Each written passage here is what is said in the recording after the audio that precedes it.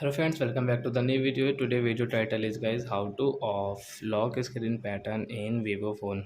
Guys, you want to off guys this lock screen pattern guys, you don't need any pattern guys, and you want to off your lock screen pattern, so guys you can off.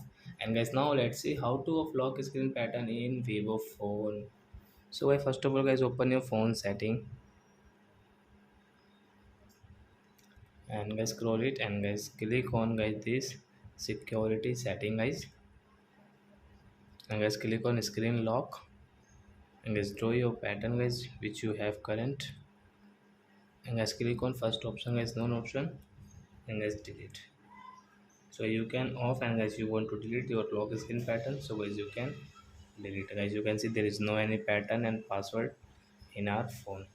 So I hope friends you have understood how to off lock screen pattern in Vivo phone. So that's it guys, thanks for watching my video. Now we will meet on next video with new topic. Before going, please go and like my video, subscribe my channel. Bye bye friends.